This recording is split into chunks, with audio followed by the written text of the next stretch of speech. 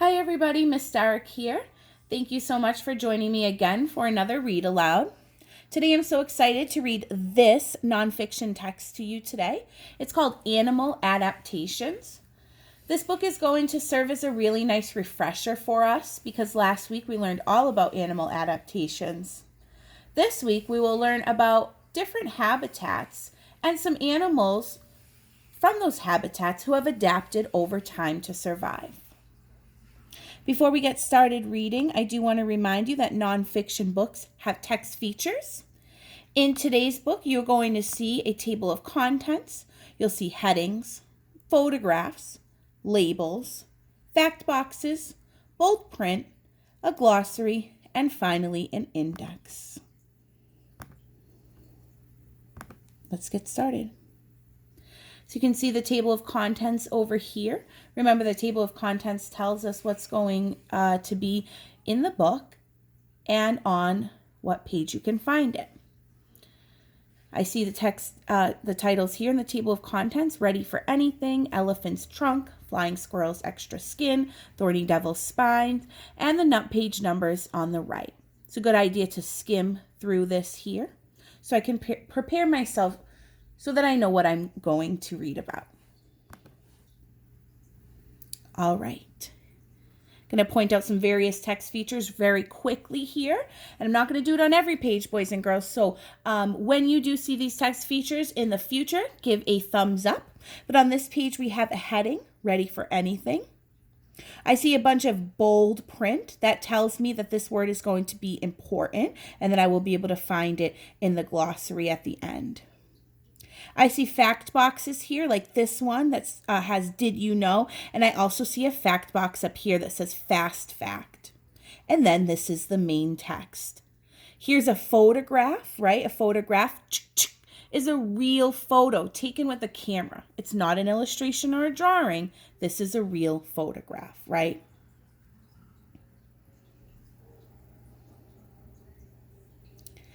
Ready for Anything. Animals are engineered by nature to survive in their environments.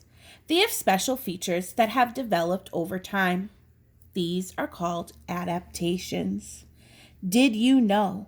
The fennec fox is the smallest fox in the world, but it has huge ears. Its big ears help it lose body heat. This keeps a fox cool in the hot desert. Fast fact. A fennec fox's fur keeps it warm during cool nights in the desert. Some adaptations are shared by many animals. Others are more unusual. Some animals have unique body parts. These help them do amazing things, such as see in the dark. Others have features that make them seem to disappear. Some animals also have surprising ways to avoid predators.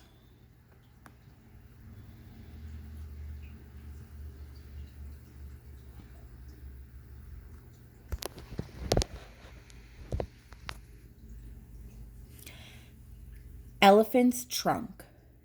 An elephant does not just use its trunk to breathe. It uses this handy body part to find food. When it spots some tasty leaves growing high in a tree, it stretches its long trunk upward. These are two pointed tips. There are two pointed tips at the end of its trunk. These work like fingers.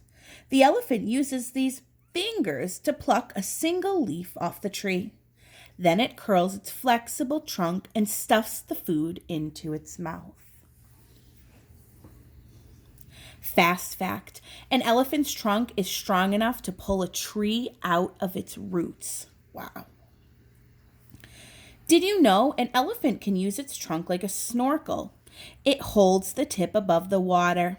Then it can breathe while it is underwater. Very cool. I love the way the author included the photograph here above the Did You Know fact, so it supports this photograph, right, supports this fact here. And this photograph supports this fact here, so it's cool to be able to read the fact, right, and then be able to actually see it in a real photograph. Super cool. This heading here, it says Flying Squirrel's Extra Skin. Wow. There's some new text features on this page, boys and girls. There's some labels. And there's an activity here. A flying squirrel does not really fly. It glides. To get from one tree to another, it climbs high and then leaps into the air.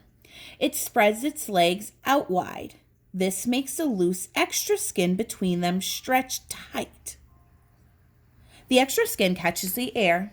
This slows the squirrel's fall. The animal uses its tail as a rudder to steer through the air. Plonk! The squirrel lands safely. Its extra skin looses and it scurries off. Fast fact, gliding between trees helps a flying squirrel avoid predators on the ground. Remember, boys and girls, a label will point right to a photograph or drawing or diagram. And it's going to tell you exactly what it's pointing to. So this label here is showing you where the flying squirrel's extra skin is. Did you know flying squirrels can glide for 165 feet, that's 50 meters or more, between trees?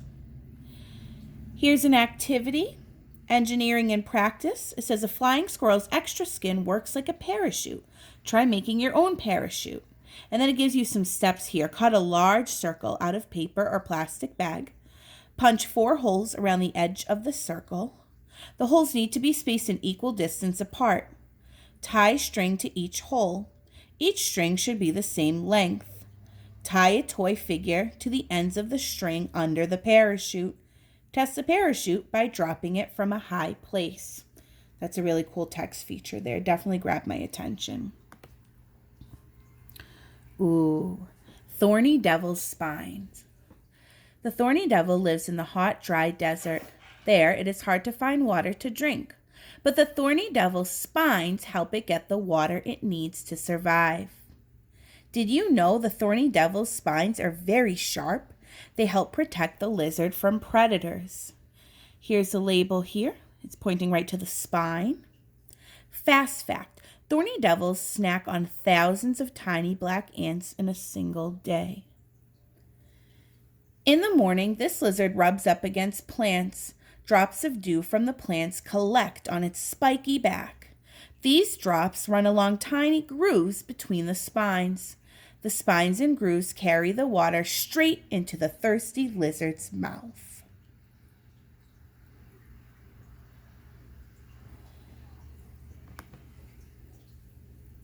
Tarsiers' eyes.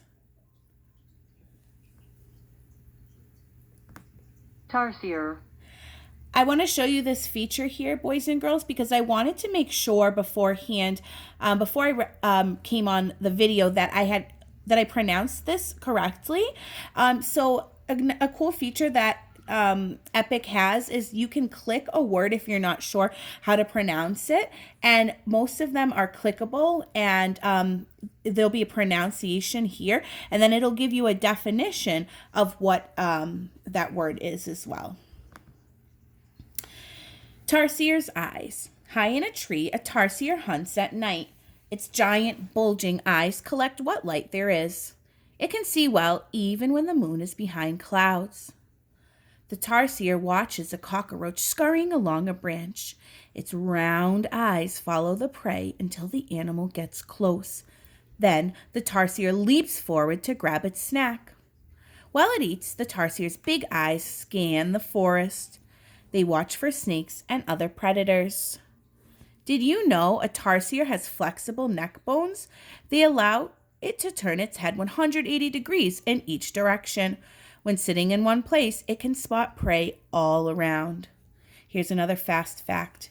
Each of a tarsier's eyes is as big and as heavy as its brain. Wow. Walrus's tusks. The cold Arctic Sea looks flat and calm. Suddenly, a brown head pokes out above the water. It is a walrus with huge white tusks. The walrus has been feeding in the icy sea. Now it wants to climb up on the ice to soak up the sun. The walrus lifts its head. It jabs its tusks into the smooth, slippery ice. It then pulls itself up onto the ice. Now it is time for a snooze. Fast fact, a walrus's tusks can grow up to 3 feet long. Did you know the walrus also uses its tusk to grab drag its body across the ice. It uses them to fight other walruses, too. Leafy sea dragons camouflage. In a patch of drifting seaweed, not all is what it seems. One piece of seaweed is actually a leafy sea dragon. This animal gets its name from the leaf-like parts that grow on its body. The delicate leaves look like pieces of wavy seaweed. This camouflage tricks predators. They cannot spot the sea dragon hidden among the seaweed. The sea dragon swims slowly. This makes it even less likely to catch the eyes of a hungry predator. Fast fact, leafy sea dragons are found in warm, salty water along the southern and western coasts of Australia. Did you know leafy sea dragons' relatives, weedy sea dragons, are red with yellow spots? Weedy sea dragons live among the thicker, darker seaweeds. Just like we had a few pages ago, here is another activity. This is a text feature that kind of grabs the reader right back in, right? What I want to engineer, I want to build something. Excuse me. Let's see what this activity says. Engineer and practice. Animals use color and shape for camouflage. Yeah, we know that. Try this cool activity to see how it works. Collect about 30 paper clips in different colors. Go outside into a grassy area. Check with an adult first. Spread out the paper clips in the grass. Which color is easiest to see in the grass? Which is the hardest? Cool idea. Flatfish's shape. Can you spot the flatfish, boys and girls? A flatfish glides along the ocean floor. It stops and buries its flat, thin body in the sand.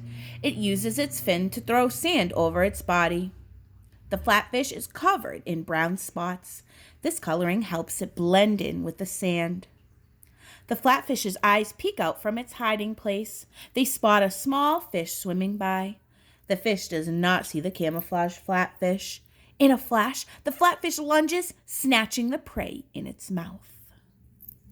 Did you know baby flatfish have eyes on each side of their body? The eyes shift to one side as they grow. Cool. Fast fact, some flatfish can change color. This also helps them blend in with their surroundings. Here is the flatfish, boys and girls, if you weren't able to spot it. Pufferfish's inflation. A pufferfish swims slowly through the water. Suddenly, it sees a large, hungry fish swimming toward it. It cannot get away in time. The pufferfish quickly sucks in mouthfuls of water. This inflates its stretchy stomach. It gets much bigger. The pufferfish is suddenly the shape of a ball. As the pufferfish blows up, spikes on its body pop out. The hungry fish is surprised and scared by the spiky ball, so it swims away. So boys and girls, this is what a pufferfish looks like normally, right? Until they see their predator, and then they blow up like this. Fast fact, pufferfish contain deadly poison. Most predators that eat the fish are killed instantly. Did you know pufferfish can grow 3 times bigger when they are scared? Scorpion's tail. A scorpion chases a small lizard. It grabs the lizard in its huge pincers, but its prey struggles to escape. The scorpion quickly curls its tail forward and jabs the lizard. There is a sharp, hollow spike at the end of the scorpion's tail. This spike injects venom into the lizard. The powerful venom kills small animals or paralyzes larger ones. The venom keeps the lizards from moving. It is time for the scorpion to eat. Did you know even newborn scorpions have venom? They can be just as dangerous as adults. Fast fact, a scorpion's body is covered in hard plates that protect it from most predators. Boys and girls, remember, here is your photograph. This is a real photo of a scorpion. Here is the spike that the label is pointing to, and here is the pincher. You can see these words here are bolded. Oops. Grasshopper's legs.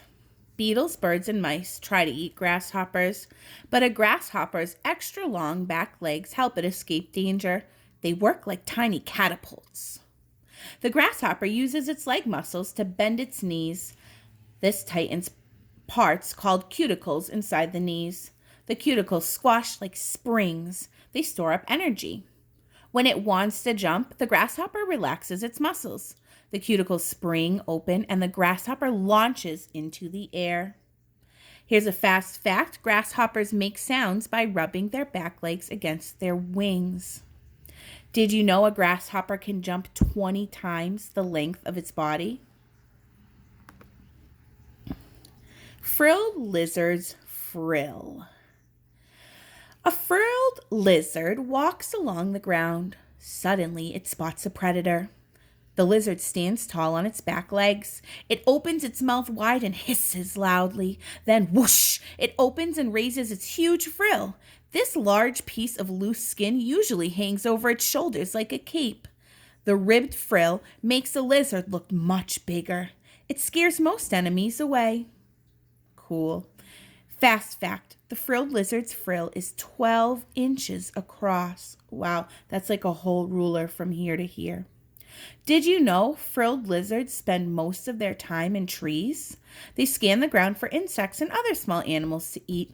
Then they run after the prey on their two back legs. So like standing up. Super cool and super scary. I would never want to be a frilled lizard's prey. That's for sure. That would be kind of creepy to see this thing running at you on its two legs, right? Here is the label. It's labeling its frill. Here's an activity, another cool text feature.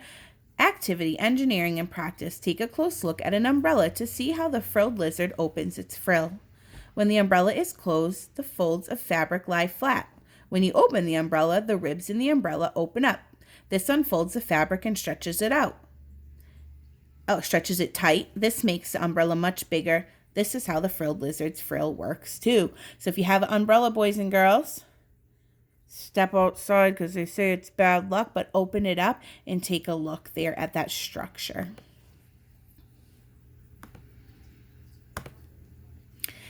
Engineered to survive. Why do animals have these amazing adaptations? Unique body parts help them move and stay safe. The flying squirrel's extra skin helps it glide from tree to tree. The walrus's huge tusks help it grip slippery ice. Camouflage helps the leafy sea dragon hide from predators. It helps the flatfish catch prey. The pufferfish's ability to blow itself up into a spiky ball scares off enemies. Without these amazing adaptations, these animals would not be able to survive. Did you know an armadillo has bony plates covering its back, head, legs, and tail? It looks like a suit of armor. The plates protect it from bears, foxes, and other predators. Fast fact, to defend itself, an armadillo tucks its head and tail in and rolls into a ball.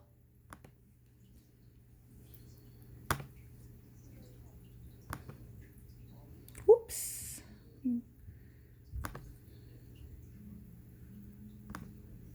Okay. Boys and girls, here is the glossary. It's the last text feature we are going to see today. Remember, the glossary, I say, is almost like a mini dictionary that comes at the end of the book. It's going to have many of the bolded words and other important words that you found in the text right back here for the reader, and you are going to find them in alphabetical order. You'll have the word here, and you'll also have the definition. So for instance, adaptations are features or characteristics that an organism has that help it survive. And venom is poison produced by some animals. You can put this video on pause and check out other words or vocabulary here, like catapults or engineered or rudder. Almost done. I'm going to finish this book. Thank you so much, boys and girls. Excellent job.